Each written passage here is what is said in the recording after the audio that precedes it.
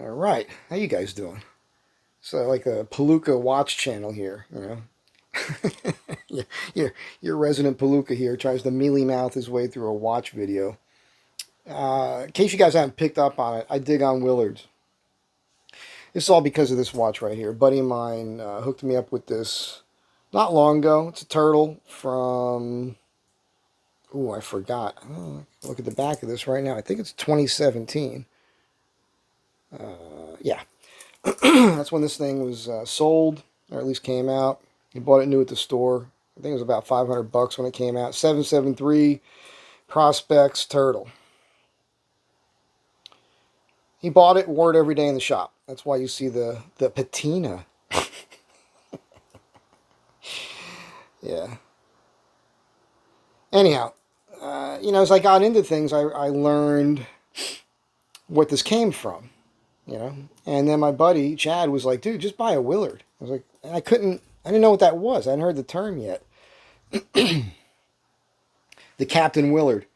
Funny thing is when he said that, I thought of the guy that, landed the plane in the Hudson River not long ago. And then I was looking at some videos. I went, oh, Apocalypse Now. Of course. Come on, man. How would I not know that? That's ridiculous. So, but the funny thing is I was never a watch nerd. You know what I'm saying? Like, you see a watch on a guy in a movie, I'm not really paying too much attention to it. I'm not that kind of guy. I always wore cheap watches. Casios, Timex, Pulsar, that sort of thing coming up. Had a couple Casio G-Shocks. And, my dad would give me his old watches. And eventually I got a Seiko and that sort of thing. But I didn't know anything about them. And none of them were divers. They were all more of a dressy style of a watch. You know what I'm saying? So I started watching these Willard videos. And I started seeing these Chinese versions. Now, the companies are what they are. And they have these things made in China. And then not too many years ago, Seiko came out with, 4 years ago or so, Seiko came out with an exact copy pretty much of the 6105 from 1970. And that watch now is between $2,000 and $4,000. And then 3 years ago, they came out with this version of the Willard, right? This one's in the green, obviously. So, I've got a blue, I got a green, and the rest are all black. So I was looking at these, and the MSRP on this watch is $1,100, and I was lucky, and I stumbled upon this nowhere near that with this Jubilee bracelet, and pretty stoked about that. So I thought, well, I'll treat myself to something nice.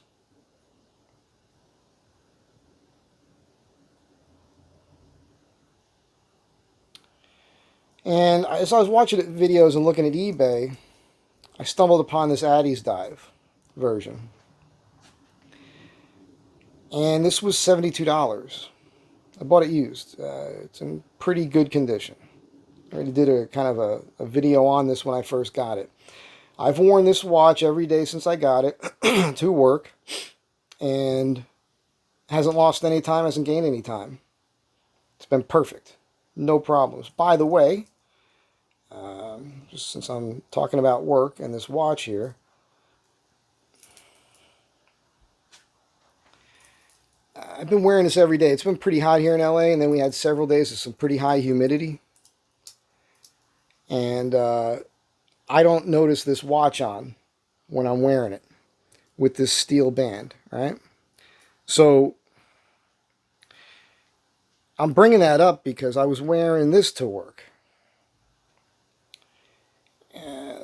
last week before. I like this watch. But the rubber band I don't like, and I never did like rubber bands. They get grimy underneath, they start stinking, they create hot spots on your wrist, and you sweat. And when I was wearing this watch, this is the Atlas Landshark Seiko 5. Really, really cool watch. It's got an internal compass bezel. All right. So these rubber, the sweat was dripping down my wrist into my hand. And then with this, I wore this so far every day this week at work. No sweat. I feel like these metal bracelets act like fins that are cast into engine parts that help to dissipate heat. I'm not telling you that's what's happening. That's what it seems like, because I don't get any sweat. And it's so comfortable because I'm not sweating and I'm not feeling hot spots on my wrist that I oftentimes reach for the phone to check the time because I forget I'm wearing it. And that is why, people, I prefer a bracelet. All right. Now, that kind of not great video I did the other day when that first Addiesdive got here, or this one here that I'm wearing right now, was trying to point out how I think this is a great working man's watch. It's because of the case shape, right? It's very comfortable.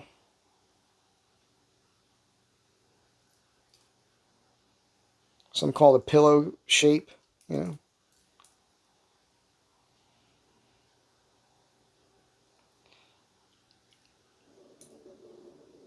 The other thing is the crown at 4 o'clock.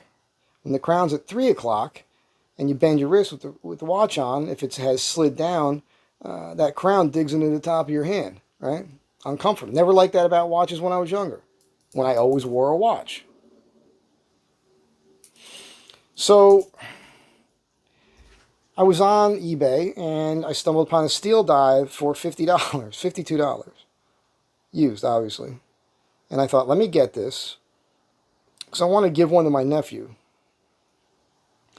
And again, you know, as far as the specs go on this thing, I can't remember the exact numbers as far as size go, but it's a stainless steel case, screw down back, which I think makes this thing, it probably is 200 meters water resistant. I wouldn't doubt it. It's got a ceramic bezel. It's got high lume on it.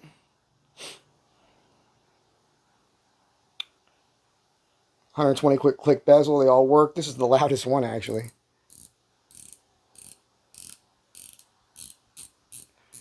So, yeah. See if we can do this through the screen here.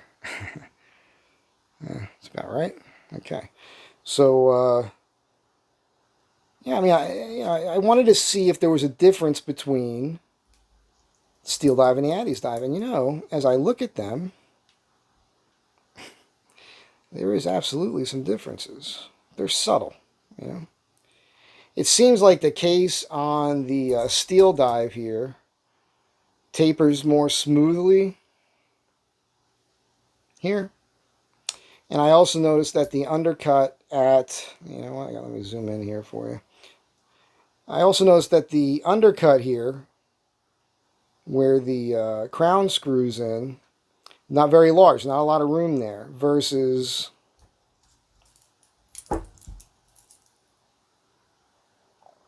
the Addiesdive. That has a lot more room. And I don't know, I don't think I'm imagining things. It looks to me like this case comes up and then bends here a little bit more than the Steeldive.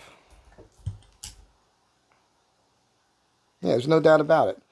That's a straighter line here, or more of a sweeping curve than a bend. So that's a difference. This is the Steeldive logo here. It is a diver's mask, crossed fins, air tanks.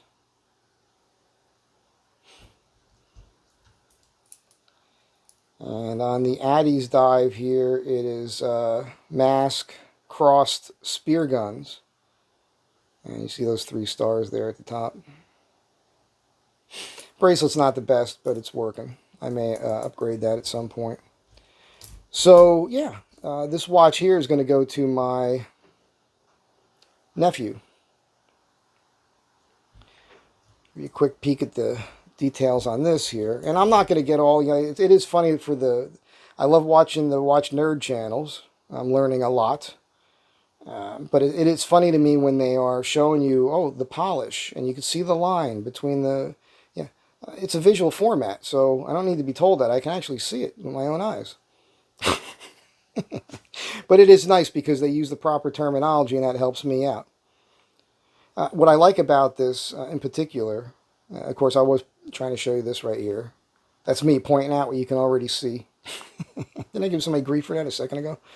Nice big relief here, underside the case here. Get your fingers in there. So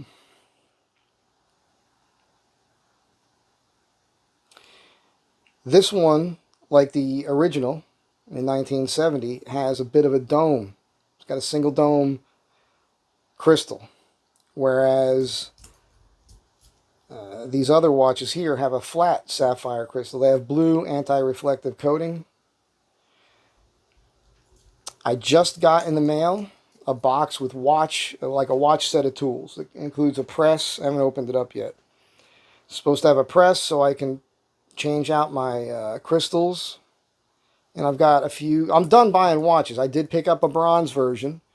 It's on the way, and now I am done. I'm officially done. I have a few Mumbai Indian specials coming that I picked up before I knew what I was doing. But I'm happy about that because with the watch tools, what I'll be able to do is swap out some parts on them, play with them, and learn.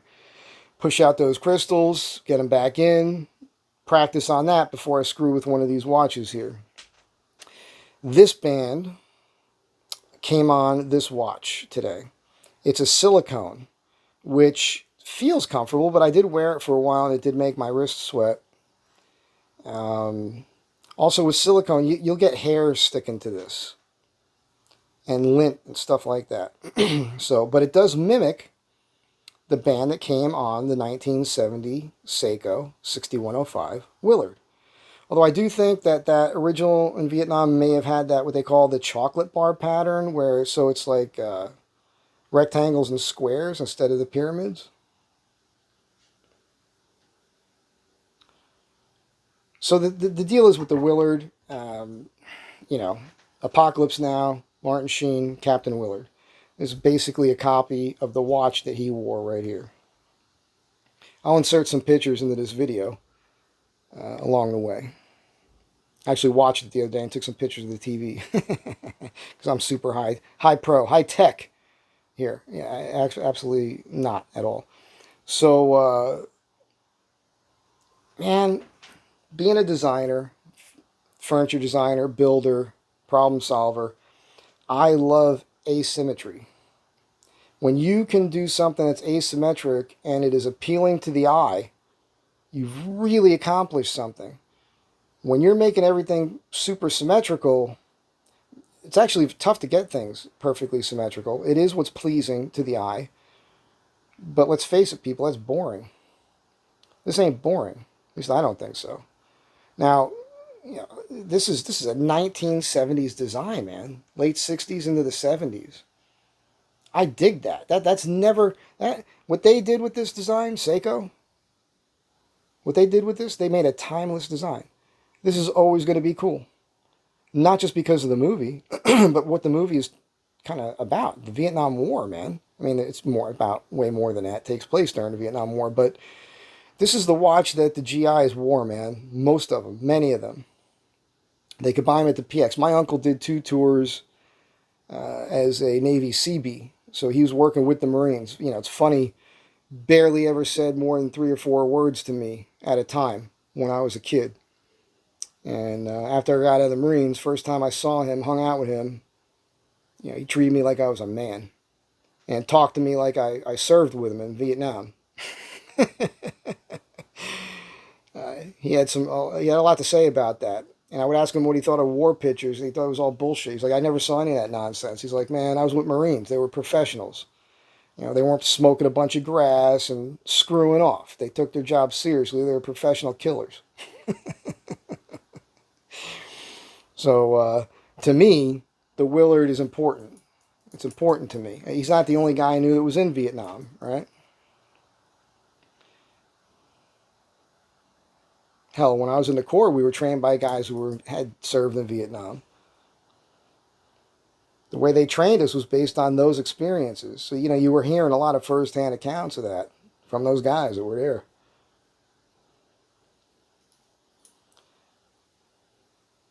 This is the only watch I'm really interested in. I've been looking at those Submariners and the copies of the Submariners, and You know, got that big 3 o'clock crown with crown protectors. That's going to dig into your wrist. I am not a fan of that. To me, this is perfect. It's the perfect watch, man. These are the NH35 movements. They got a hacking, winding. I think these are like 41 hours of reserve. That one's 71 or so. I don't know what this here is. I should look this up. Landshark. By the way, Landshark does look good on a black band. I've been looking at black metal bracelets, which I'm going to pick one up at some point and put it on this watch and see what I think. I think that'll look tough on here. And then possibly do that on this one. Because as I've already mentioned, I prefer the bracelet to a strap. And if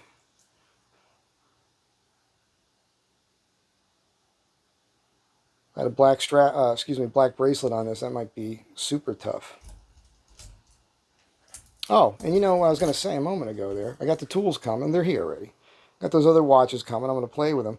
The one thing I would do with one of these, and they're so inexpensive, I could play with them. I could buy them cheap and screw around with them, open them up, adjust the time.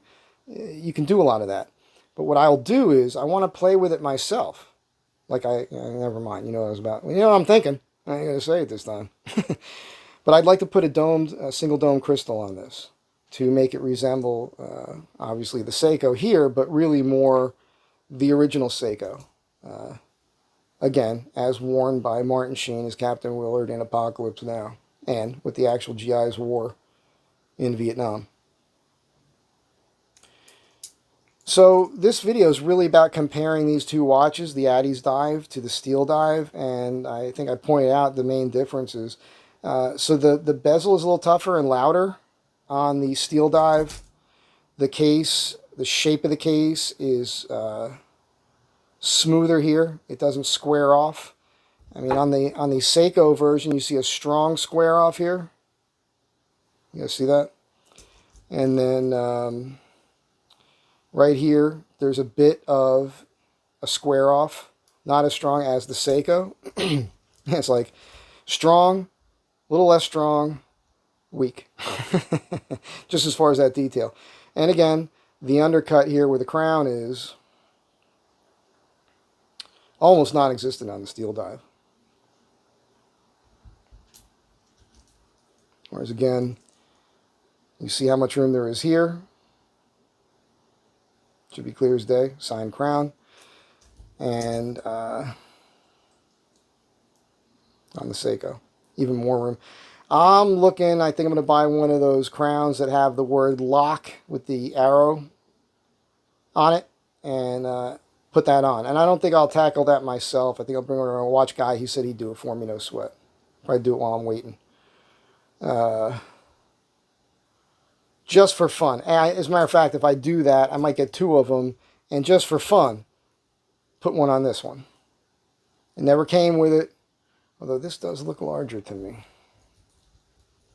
Unless I'm seeing things. Maybe they are the same size. That'd be nice. Oh, it's because the crown protectors don't come out so far. Gives the appearance of this crown looking larger.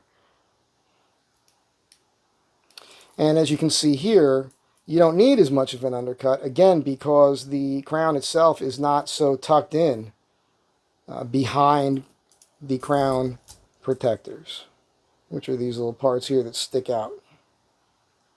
Which helps to make these Willards extra super tough, man. Extra super. Extra super duper tougher-er. That's what we're looking at here. All right? So I'll insert a little loom video, a couple seconds long or something. And let me hover. Let me swim over these for you.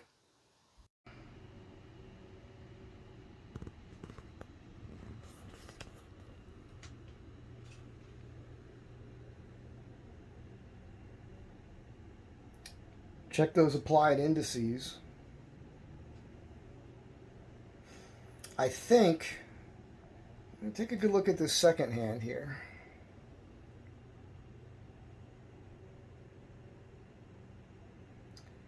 I think the one on the Addiesdive seems maybe a little more refined, if that's not the exact same one. Very similar though. They're well lined up. The indices are the little markers that have the loom in them. I want you to notice how flat that loom is, how flat the arms are, the hands.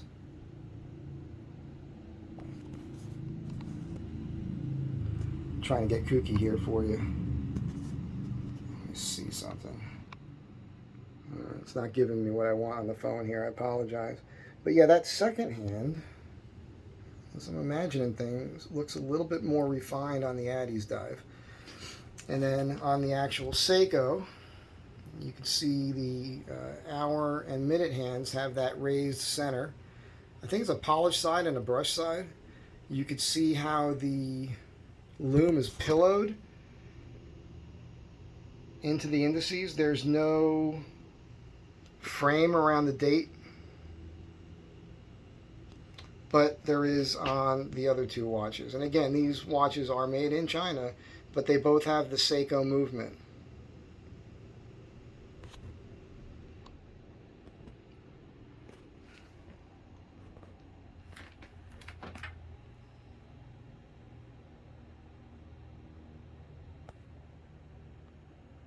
Anyhow, you guys will see some snapshots in this from the film and a little loom thing.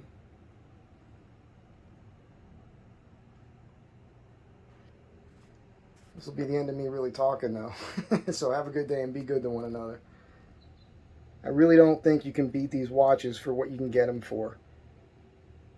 Again, just sapphire crystal, ceramic bezel, 120 clicks, NH35 Seiko movement,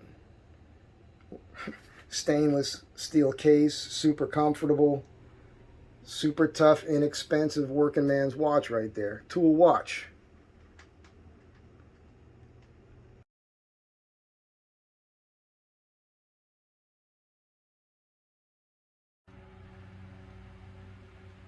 Addiesdive on the right, Steeldive on the left.